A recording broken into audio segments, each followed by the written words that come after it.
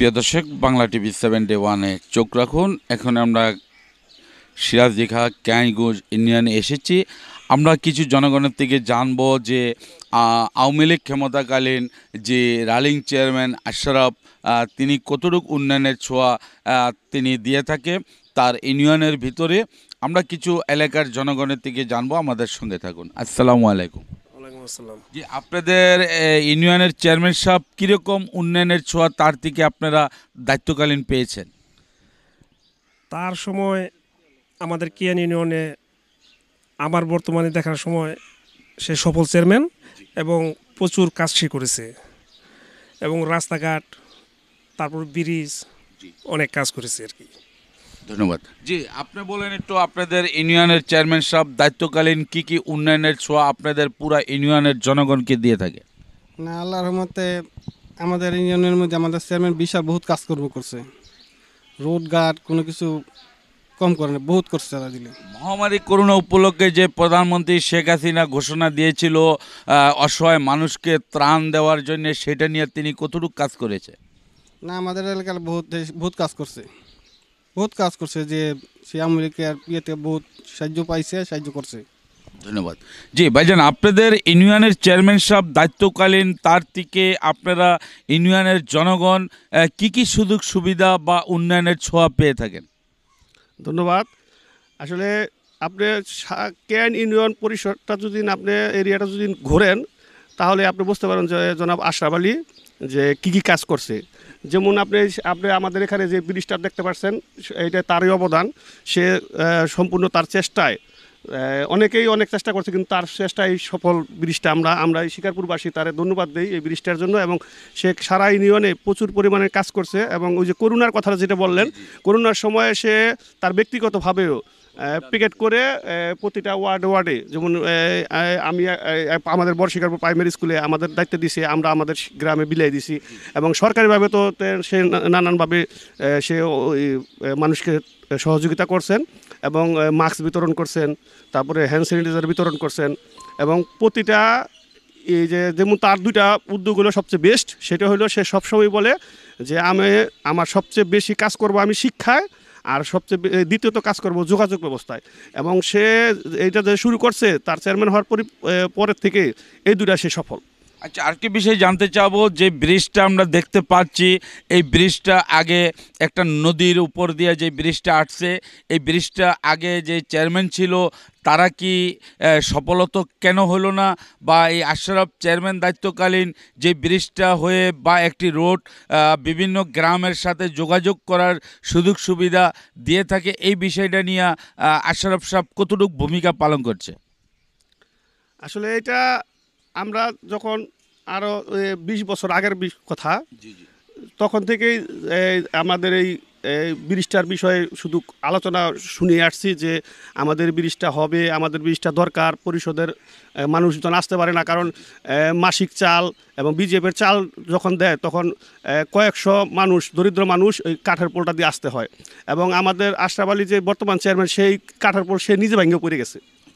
সে 5-7 জন নিয়ে সে নিজে ভেঙে পড়ে গেছে। তাই তারপর থেকে সে আরও বেশি উদ্যমী হয়েছে। আসলে আমি নিজেই পড়ে গেলাম কচুরির মধ্যে, জনগণ পড়ে যেতে পারে। তারপর থেকে সে আরও বেশি কঠোরভাবে এটা উদ্যোগ নিছে যে এই ব্রিজটা আমাকে এই ইউনিয়নবাসীর জন্য এবং এটা করতেই হবে। এবং আমাদের বড় শিকারপুরের একমাত্র চাওয়া ছিল যে আমাদের গ্রামের জন্য, যে এইটা আপনার চেয়ারম্যান সাহেব, এটা আমাদের কাছে আপনার বড় চাওয়া, আমাদের ব্রিজটা আপনি যেভাবেই হোক, কোথায় কী লাগবে এটা আপনার ব্যাপার, আমরা এই ব্রিজটা আপনার আমলে আমরা যেন এই ব্রিজটা দেখতে চাই, এবং সেটা করেও দিছি। ধন্যবাদ। জি, আপনি বলেন আপনাদের ইউনিয়নের যেই স্কুলগুলো আছে, শিক্ষকদের জন্যে চেয়ারম্যান সাহেব কতটুকু কাজ করে থাকে? আমি এক কথায় বলতে পারি, আশরাফ চেয়ারম্যান সে জনগণের প্রতিনিধি হয়ে আসছে এবং মানে এক কথার মানুষ। তিনি মুখে যে কথা বলে ঠিক সেই কথাই রক্ষা করে। তা প্রথম এক বাস্তবে দেখতেছি, ব্রিজটা হওয়ার আগে উনি চেয়ারম্যানিতে আসার আগে বলছিল যে আমি এই ব্রিজটা করে দেবো। মানে তখন চেয়ারম্যানিতে আসেনি, তো আসার পরে ব্রিজ হয়েছে। এবং স্কুল প্রতিষ্ঠানে ওনার যে ভূমিকা আমি দেখছি, প্রত্যেকটা স্কুলে টিচার যে মানে বিভিন্ন সুযোগ সুবিধা, তাদের যে কোনো সহযোগিতায় উনি আপ্রাণ চেষ্টা করে এবং নিজের থেকে উদ্যোগী হইয়া নিজের পকেট খালি করে উনি সবাইকে মানে নিজের থেকে দান ধান করা ওনার একটা অভ্যাস। তা উনি এক কথায় আমার কাছে উনি কথা রক্ষাকারী একজন ব্যক্তি। আপনার কি মনে হয় যে আশরাফ চেয়ারম্যান সাহেব দায়িত্বকালীন 5 বছর প্রায় শেষ হয়ে গেল, যে উন্নয়নের ছোঁয়া দিয়ে থাকে, বা এই ব্রিজটা হতে আপনাদের কি সুযোগ সুবিধা মনে হয়? এই ব্রিজটা একটা প্রাণকেন্দ্র হয়ে উঠছে। এটার ব্যাখ্যা করতে গেলে আসলে মানে অবাস্তব কিছু যা ঘটে গেছে আগের দিনে। এই যে খালটা নদীটা চলে গেছে, এই যে কথা শোনা গেছে মরা লাশ কাঁধে করিয়া মানে পার হওয়ার কোনো কায়দা নেই। ছাত্রছাত্রী পাশে স্কুল আছে, প্রাইমারি স্কুল আছে, গ্রামের লোকজন আছে, কোনো মানুষই যে কোনো কায়দায় নৌকায় একটু সেভ করছে, পার হয়েছে।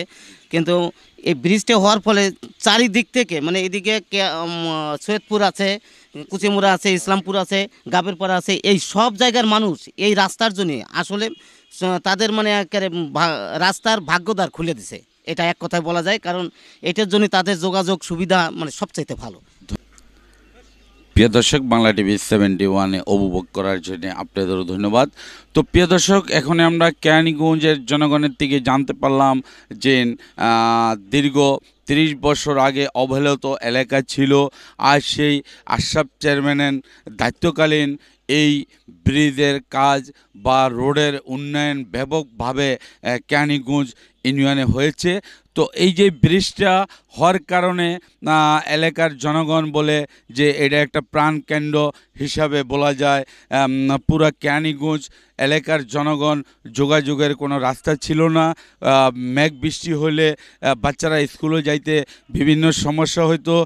দেখতে পাচ্ছেন একটা খাল, বর্ষা হলে এই খালটা ভরপুর পানি থাকার কারণে বাচ্চারা স্কুলে যেতে পারতো না। একটা লোক অসুস্থ হলে তাৎক্ষণিকভাবে মেডিকেলে নেওয়ার কোনো সুযোগ সুবিধা ছিল না। তো আশরাফ চেয়ারম্যান দায়িত্বকালীন এই রোডের উন্নয়ন, এই ব্রিজের উন্নয়ন পুরো সুযোগ সুবিধা দিয়ে থাকে। এলাকার জনগণের থেকে জানতে পারলাম, আরও আমরা কিছু জানতে পারলাম যে শিক্ষার নিয়ে তিনি যথেষ্ট ভূমিকা পালন করে তার ইউনিয়নের ভিতরে যতগুলা স্কুল কলেজ আছে প্রত্যেকটা স্কুল কলেজের ভিতরে তিনি বিভিন্ন রকমের উন্নয়নের ছোঁয়া দেওয়ার চিন্তাভাবনা মাথায় রাখে। তো প্রিয় দর্শক, ভালো থাকুন, সুস্থ থাকুন, বাংলা টিভি 71-এর সঙ্গে থাকুন। এখন আমরা সরাসরি চলে যাব আশরাফ চেয়ারম্যান তিনি যে পুরো মুন্সিগঞ্জ জেলার ভিতরে একটা আতঙ্ক সৃষ্টি করে যেই উন্নয়নের ছোঁয়া প্রধানমন্ত্রী শেখ হাসিনার ধারাবাহিকতায় তিনি কেরানীগঞ্জ ইউনিয়নের জনগণকে উন্নয়নের ব্যাপক উন্নয়নের ছোঁয়া দিয়ে থাকে। তো আমরা সেই বাহাদুর চেয়ারম্যান আশরাফ সাথে কথা বলবো, আমাদের সঙ্গে থাকুন। আজকে মানবতার দৃষ্টিতে তাকে চেয়ারম্যান সাহেব প্রধানমন্ত্রী শেখ হাসিনার ধারাবাহিকতায় তিনি নিজ অর্থায়নে অসহায় লোককে আজ শতে শতে কম্বল বিতরণ করে থাকে। তো আজ আমরা সেই চেয়ারম্যান সাহেবের সাথে কথা বলবো যে তিনি যেই ইউনিয়নের ভিতরে ব্যাপকভাবে উন্নয়নের ছোঁয়া দিয়ে থাকে, যে কাজগুলো রয়েছে চলমানে চেয়ারম্যান সাহেবের কী চিন্তাভাবনা, জনগণকে এই উন্নয়নের ছোঁয়া আর কতটুকু দেওয়ার তার চিন্তাভাবনা। আমাদের সঙ্গে থাকুন। আসসালামু আলাইকুম। বিসমিল্লাহির রহমানির রহিম। আমি হাজার বছরের শ্রেষ্ঠ বাঙালি জাতির জনক বঙ্গবন্ধু সহ জাতীয় চার নেতা সহ যারা শহীদ হয়েছেন তাদের আত্মার মাগফিরাত কামনা করি। আমি জাতির জনক বঙ্গবন্ধুর কন্যা মাননীয় প্রধানমন্ত্রীর কাছে কৃতজ্ঞ যে আমরা তারই কর্মী হিসাবে তার নির্দেশ মোতাবেক ধারাবাহিকতা রক্ষা করে জনগণের পাশে আমরা যেভাবে নির্দেশ দিয়েছেন আমরা সেইভাবে কাজ করে যাচ্ছি।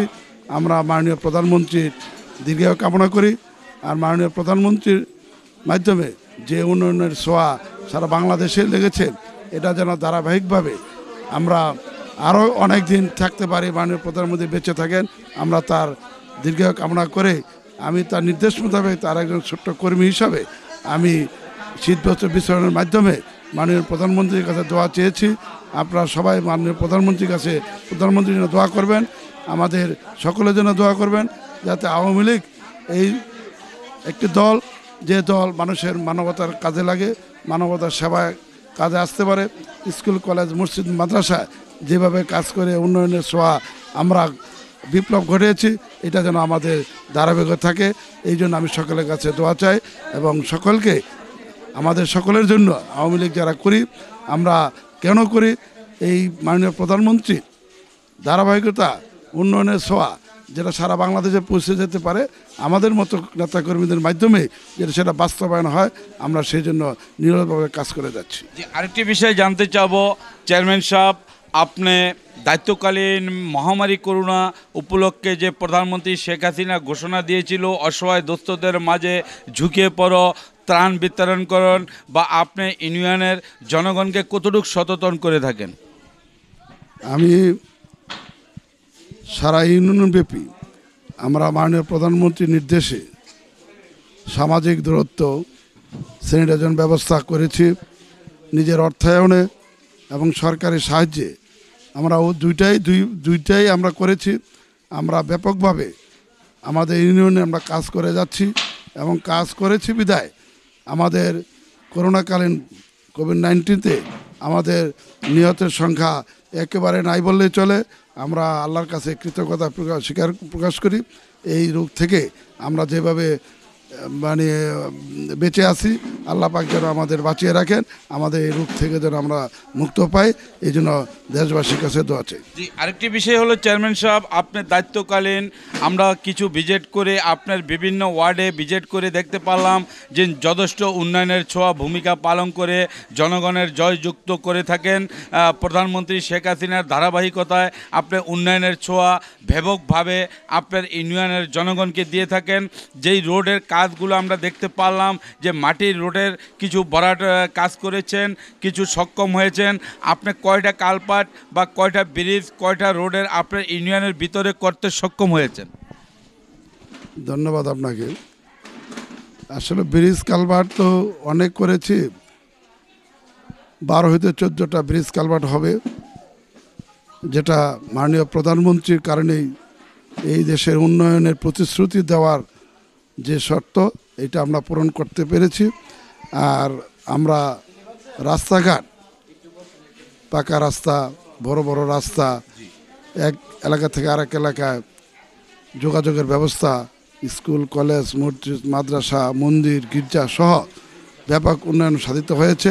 এই জন্য মাননীয় প্রধানমন্ত্রীকে আমরা ধন্যবাদ জানাই। যে আরেকটি বিষয় জানতে চাই চেয়ারম্যান সাহেব, আপনার ইউনিয়ন পৌরসভার পাশাপাশি আমরা দেখতে পাচ্ছি একটা নালা, এটা বর্ষা আসলে সবসময় পানি, ভরপুর পানি থাকতো। সাধারণ এলাকার জনগণ মেডিকেল তাৎক্ষণিকভাবে যেতে পারতো না, ছোট বাচ্চারা স্কুলে যেতে পারতো না।